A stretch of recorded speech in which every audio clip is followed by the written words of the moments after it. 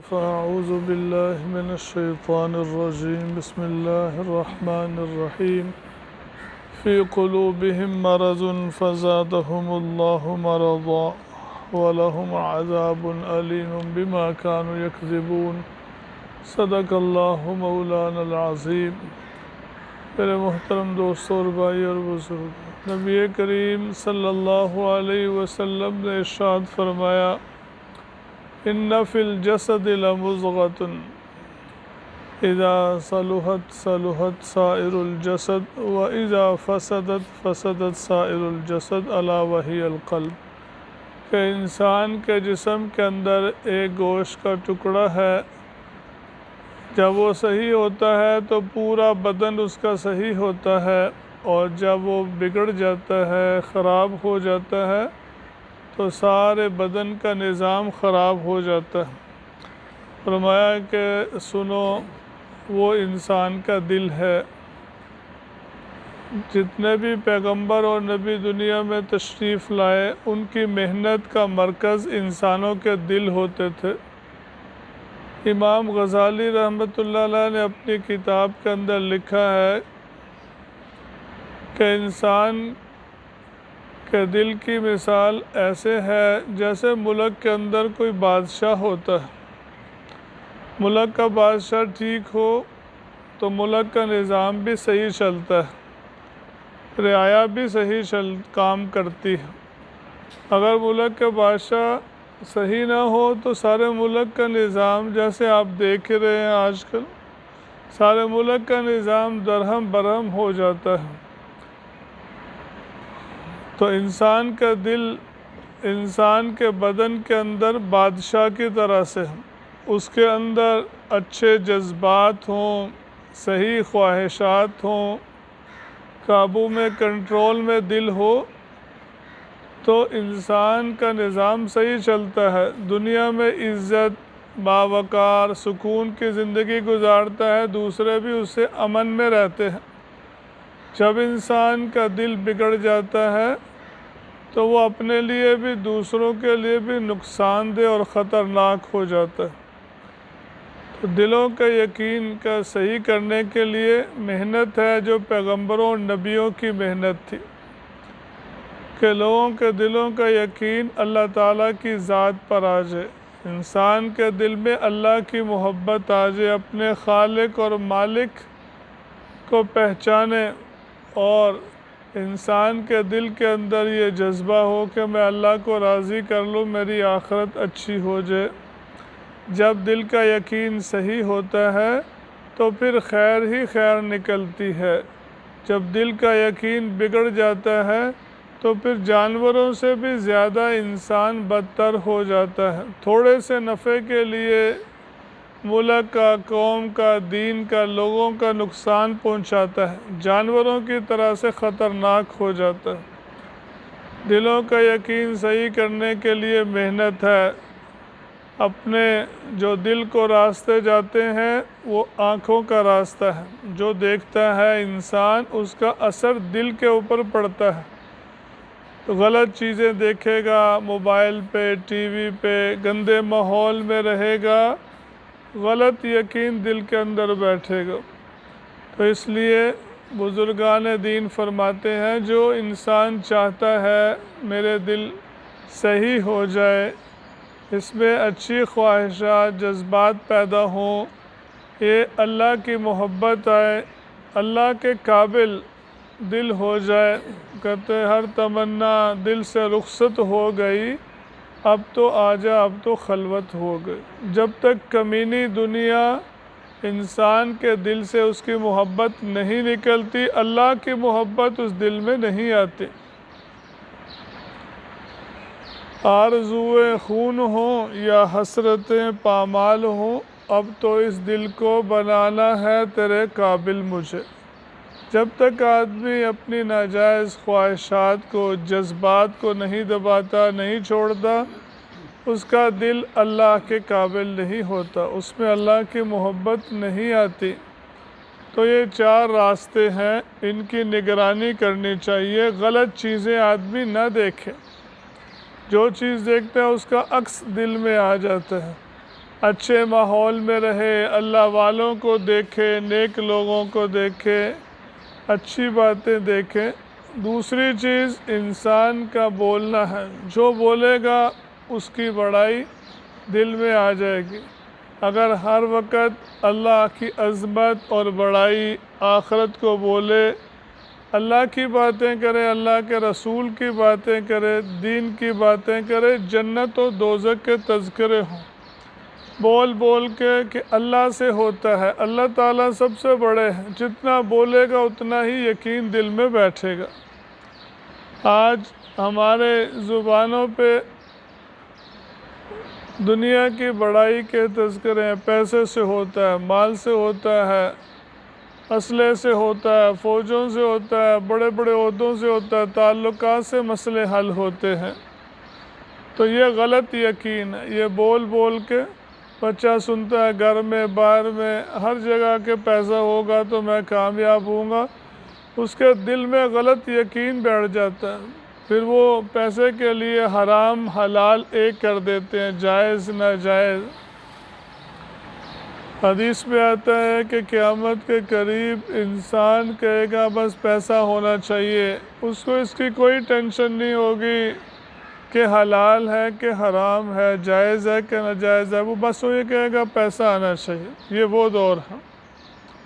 ابھی چند دن پہلے ہی میں یہ باہر ٹائلوں کی دکان ہے، سوموریا پل سے آگے، اس کے پاس گیا، کہتا میرے پاس 3-4 لڑکے آگے پستول لے کے، کہتے سب کچھ نکال دو، اور کوئی گاہک آیا اس کو بھی پکڑ لیا، اس سے بھی سونے کی بالیاں تھی، ایک مرد عورت کو اس کی اتروا لی، مجھ سے بھی پیسے لے لیے۔ تو کہتے کہ ہم جو ہے، ہم تمہیں کچھ نہیں کہتے، ہم خود بڑے ضرورت مند غریب لوگ ہیں، بس مجبوری سے ہم یہ چوریاں ڈاکے کر رہے ہیں، حالات ایسے ہیں۔ تو غلط یقین جب دل میں بیٹھ جاتا ہے تو پھر آدمی حلال حرام جائز ناجائز کی کوئی تمیز نہیں رہتی۔ غلط یقین دل میں یہ ہے کہ پیسے سے ہوتا ہے، مال سے ہوتا ہے، چیزوں سے ہوتا ہے، عہدوں سے ہوتا ہے، ڈگریوں سے ہوتا ہے، تعلقات سے کام بنتے ہیں۔ یہ غلط یقین ہے جو بول بول کے، سن سن کے آدمی کے دل میں بیٹھ جاتا ہے۔ اگر اسی یقین کو لے کر گیا قبر میں تو ناکام ہو جائے گا۔ صحیح یقین ہے کہ اللہ سے ہوتا ہے، وہی خالق ہے، مالک ہے، ضرورتیں پوری کرنے والی ذات اللہ کی، ہم اس کو بولیں، اس کو سنیں، یہی مقصد ہے روزانہ یہاں بیان کرنے کا۔ اللہ کی عظمت اور بڑائی، اللہ سے ہونے کا یقین، یہ دعوت کے ماحول میں ہوتا ہے، تبلیغ میں نکل کے، دینی مدارس کے اندر۔ اس وقت کافروں کی محنت ہے، اپنے اربوں روپے خرچ کر رہے ہیں۔ ابھی بھی اخبار میں ہے کہ مدرسوں کو ٹھیک کرنے کے لیے حکومت نے 5 ارب روپے مختص کیے ہیں، مدرسوں کی اصلاح کرنے کے لیے۔ حالانکہ بگاڑ کالج یونیورسٹیوں، ان کے حالات کو دیکھیں، ملک کو لوٹ کے کھانے والے کالج اور یونیورسٹی کے پڑھے ہوئے ہیں، مدارس کے نہیں ہیں۔ مدارس کے پڑھے ہوئوں سے دنیا میں فساد نہیں آیا، بلکہ فساد کالج یونیورسٹی کے پڑھے ہوئوں سے آیا۔ ٹھیک کر رہے ہیں مدرسوں کو، جو خودکشیاں کرتے ہیں، لوٹ مار کرتے ہیں، وہ مدرسوں کے پڑھے ہوئے نہیں ہیں، اس کے نظام کو بدلنے کی ضرورت ہے۔ لیکن یہود و نصارہ کی، کافروں کی محنت ہے کہ مدرسوں کو ختم کیا جائے، ان کو بند کیا جائے، تبلیغ کا کام بند کیا جائے، دین کو کمزور کیا جائے۔ اس کے لیے ہمارے بے دین حکمران استعمال ہوتے، اربوں روپے ان سے لیتے۔ ابھی 5 ارب روپے مختص کیے ہیں مدرسوں کو ٹھیک کرنے کے لیے۔ 1 روپیہ بھی ان حالات کے اندر 3 مہینے کم و بیش ہو گئے ہیں، 1 روپیہ بھی مجال ہے کہ کوئی بلوں میں کم کیا ہو، بلکہ بہت زیادہ بڑھا چڑھا کے بل اس کا 28,000 روپے، اس کا بلے ڈسن والے مدرسہ 54,000 روپے اس کا بل بھیج دیا ان حالات کے اندر، جبکہ مدرسہ ہی بند ہے۔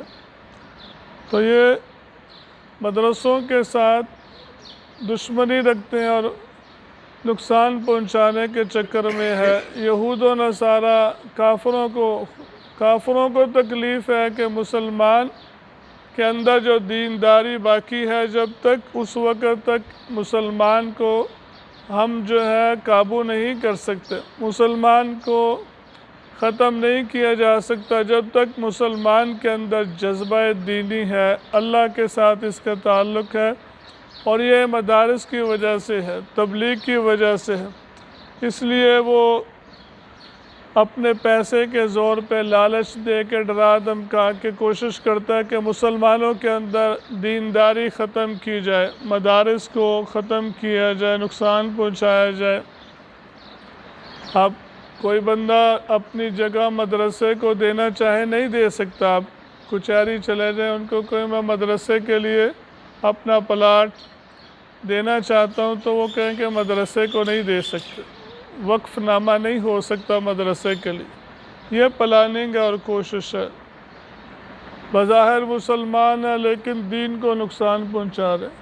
تو یہ ساری باتیں جو خودکشیاں کرتے ہیں، لڑائی، چوری، ڈاکے، یہ سب غلط یقین کی وجہ سے ہے۔ جب دلوں کا یقین صحیح ہوگا تو پھر اعمال ٹھیک ہوں گے، جب اعمال ٹھیک ہوں گے اللہ کی رحمتیں اور برکتیں آئیں گی۔ جب اعمال بگڑ جاتے ہیں تو اللہ تعالیٰ کا عذاب، مصیبتیں، پریشانیاں، تکلیفیں، بیماریاں، تنگ دستیاں، لڑائی جھگڑے، نفرتیں پیدا ہو جاتی ہیں۔ اس لیے دلوں کا یقین صحیح کرنا چاہیے۔ یہ ماحول ہے مسجد مدرسے کا، تبلیغ کا ماحول ہے، اس سے زندگیاں بنتی ہیں، دین آتا ہے۔ یہ زندگی بس 4 روزہ زندگی ہے، ختم ہو جائے گی۔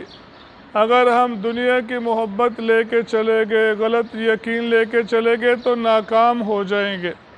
اگر ہم ایمان اور دین اور اچھے جذبات، اللہ رسول کی محبت کو اپنے دل میں لے کر گئے، اللہ کی عظمت اور بڑائی یہی پوچھا جائے گا قبر میں، کیا محنت کر کے آئے ہو، بتاؤ تمہارا رب کون تھا، کون پالنے والا تھا؟ جس نے محنت کی ہوگی کہ اللہ پالتا ہے، دکان نہیں پالتی، کاروبار ملازمت سے میں نہیں پلتا، پیسے سے مسئلے حل نہیں ہوتے، اللہ تعالیٰ مسئلے حل کرتے۔ وہ کامیاب ہوگا، وہ کہے گا کہ میرا رب اللہ ہے۔ اور جس نے شریعت کے مطابق نبی کریم صلی اللہ علیہ وسلم کی محبت، آپ کی اتباع کی ہوگی، وہ بتا سکے گا کہ حضور صلی اللہ علیہ وسلم، حضرت محمد صلی اللہ علیہ وسلم میرے نبی ہیں۔ وہ کہہ سکے گا کہ دین میرا اسلام ہے۔ دوسرا بندہ جس کا یقین ہی غلط ہوگا وہ یہ جواب نہیں دے سکے گا، وہاں ہوشیاری چالاکی نہیں چلے گی۔ تو یہ محنت کرنی ہے، سوالوں کی تیاری جو پہلے سے بتا دی ہے، رب کون ہے، تمہارا دین کیا تھا، اور محمد صلی اللہ علیہ وسلم کے بارے میں کیا کہتے ہو، تمہارا کیا خیال؟ تو جو دین پہ چلے گا وہ جواب دے سکے گا، جس نے اپنا یقین بنایا ہوگا وہ جواب دے سکے گا، دوسرا نہیں دے سکے گا۔ تو اس لیے اپنے یقینوں کو بنانا چاہیے، اس کے لیے دین کا ماحول ہے، اللہ والوں کی صحبت ہے، علماء سے تعلق ہے، مساجد ہے، مدارس ہیں، ان کو آباد کیا جائے۔ اللہ کے راستے میں اپنے یقینوں کو صحیح کرنے کے لیے تبلیغ کے ساتھ اللہ کے راستے میں وقت لگایا جائے۔ یہ قیمتی چیزیں ہیں۔ مرنے کے بعد جیسے ہی آنکھ بند ہوگی پھر آدمی کو پتہ چلے گا کیا کمائی کس نے کی ہے اور کس نے نقصان اٹھایا ہے۔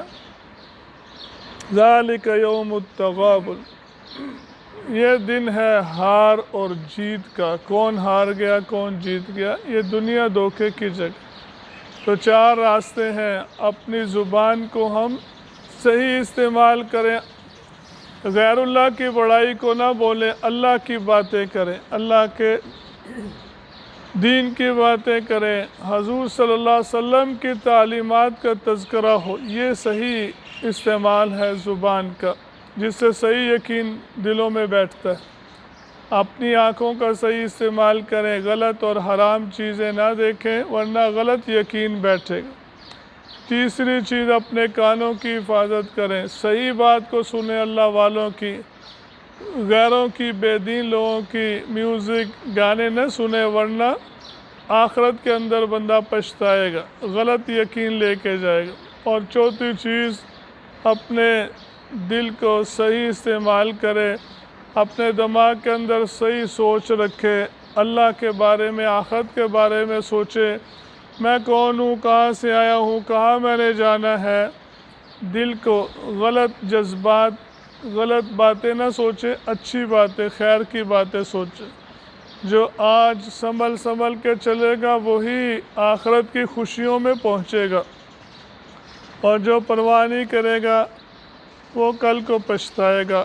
تو میرے محترم دوستوں اور بھائی اور بزرگوں، یہی آج کا درس ہے کہ ہم اپنے دلوں کے اوپر صحیح یقین کی محنت کریں، اچھے ماحول کو اختیار کریں، روزانہ اس کو اچھی خوراک ملے، ہمارے دل کے اندر صحیح جذبے پیدا ہوں۔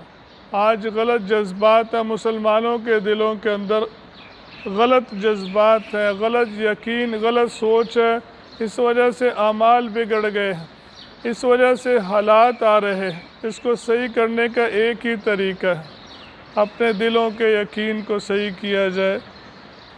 جہاں بھی جنت کا ذکر ہے، ایمان اور عمل کے اوپر ہے، پیسے کے اوپر، چیزوں کے اوپر کامیابی کا کوئی وعدہ نہیں ہے۔ ایمان اور عمل کے اوپر دنیا کی، آخرت کی کامیابی کا وعدہ ہے۔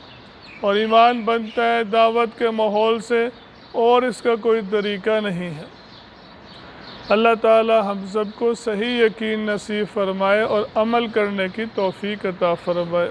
الحمدللہ رب العالمین، والصلاة والسلام علی سید الانبیاء والمرسلین۔ ربنا ظلمنا انفسنا وإن لم تغفر لنا وترحمنا لنكونن من الخاسرین۔ اللهم إنا نسألك الهدى والتقى والعفاف والغنى، اللهم لا مانع لما أعطيت ولا معطي لما منعت ولا ينفع ذا الجد منك الجد، اللهم إنا نسألك العفو والعافية والمعافاة في الدنيا والآخرة، ربنا لا تجعلنا فتنة للقوم الظالمين ونجنا برحمتك من القوم الكافرين، اللهم إنا نجعلك في نحورهم ونعوذ بك من شرورهم، وصلى الله تعالى على النبي الكريم وعلى آله وأصحابه أجمعين برحمتك يا أرحم الراحمين۔